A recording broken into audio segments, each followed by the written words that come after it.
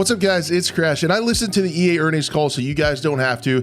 You're very welcome. And I want to talk to you about what was said in regards to Battlefield. At first glance, it sounds a little bit alarming, but we're all a little bit gun shy. So I'm going to tell you what they said and then kind of give a short reaction to what was going on and what I kind of speculate the future of the Battlefield franchise looks like. And we'll see what you guys think in the comments down below. I would love to hear from you after you hear all this, but you could have seen it going around Twitter already. The big thing that CEO Andrew Wilson said in his prepared remarks was that Battlefield is going to be reimagined. So we talked about long-term investments. So what do they have long into the future? And one of those things was a reimagination of Battlefield. And that sounds really, really familiar. And you probably have some PTSD from that in regards to the Battlefield 2042 launch.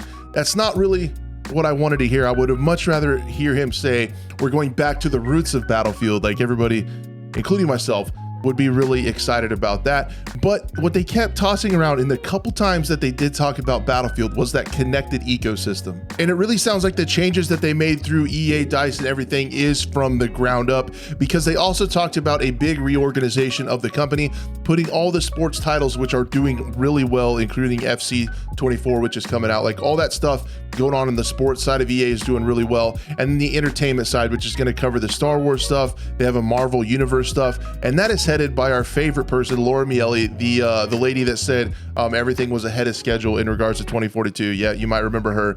She said that she is in charge of everything that's going on with entertainment, but they restructured everything. There was a question where somebody asked how they were coming out of COVID. Were they going back to the office? How they were going to handle ramping production back up? Because we heard, along with Battlefield 2042, one of the big reasons that it was not the best at launch was because they had to deal with those things.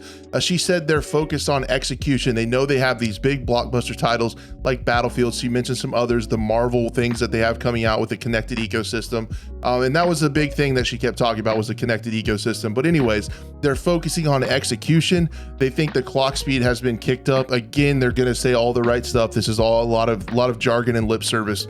But they said they think the clock speed of all the studios is kicked up and going to be able to work much more efficiently and quicker and put out better products. So they kind of touched on all that. I'm paraphrasing here, but that's the gist of how she answered that question.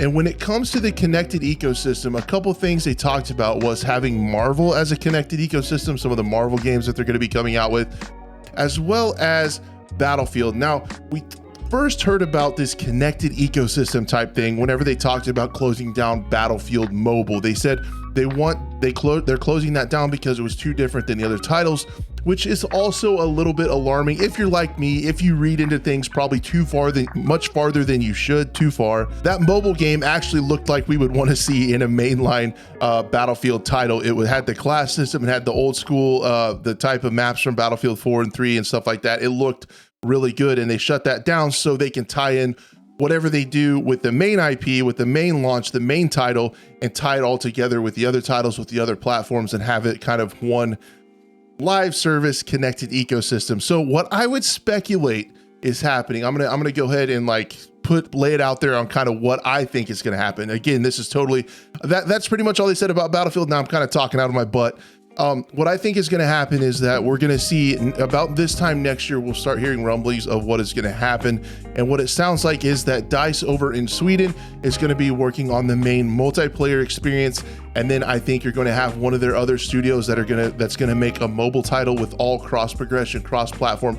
I'm not 100% sure. I doubt we'll see mobile like cross play with PC and console. I don't know about that, but I would likely see something like battle pass progression across the different things working, cosmetics working across the different platforms, and being able to communicate across all those platforms with the same progression. As well as we know that Ridgeline Games with Marcus Leto, former Halo developer, is working on the narrative experience. And then we know that Ripple Effect is working on another, like a fourth auxiliary mode that takes place inside the Battlefield universe. So if you kind of piece these tiny blurry puzzle pieces all together, you can kind of see what's going to happen. It sounds like there could be multiple Battlefield titles across multiple platforms that are all connected together in one way or another. I don't know exactly how that would work, but it's going to probably be at least cross progression, cross play, probably still within the console and PC. I think that's something that's not going anywhere for a really long time, but we just have to see, because it sounds like whatever they do whatever kind of universe, whatever kind of, segment of the Battlefield universe they try to tell a story in, it sounds like all the games across are going to be locked into that. So yeah, like I said, multiplayer from Sweden. You have Ridgeline Games in Seattle working on the narrative experience, formerly DICE LA, now Ripple Effect, working on potentially an extraction shooter. They're going to probably try to follow the latest trend in shooters, and that happens to be an extraction shooter, and then it's all connected together. And at the end of the day, this is really scary. You do have some things like Vincent Pella is supposed to be overseeing all of it, so you hope that his team are listening to what people want. And maybe DICE Sweden can put us back together a nice Battlefield, one that works at launch, that brings the class system back, that brings the server browser back, that brings destruction back, that brings a lot of maps back that are all destructible, and we can let them focus on that. And then maybe we'll get something cool like an extraction shooter or a really cool campaign from some of the other studios. And this is kind of, I feel like we're in another cycle where I'm trying to be optimistic like I was with 2042 and seeing all these other studios allowing DICE in Sweden to be able to work exclusively on the multiplayer experience and deliver a good experience. That's what I thought with no campaign, that they'd be able to deliver on that.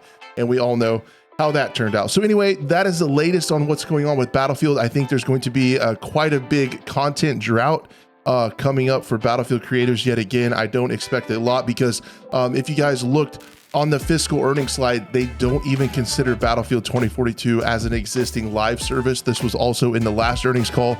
So I know that's not necessarily saying that they're going to discontinue it. That means it's not making enough revenue for them to even report. So I can't imagine them supporting Battlefield 2042 much longer, and we could be in for a really another big Battlefield drought. Anyway, guys, thank you so much for watching, and we'll see you later.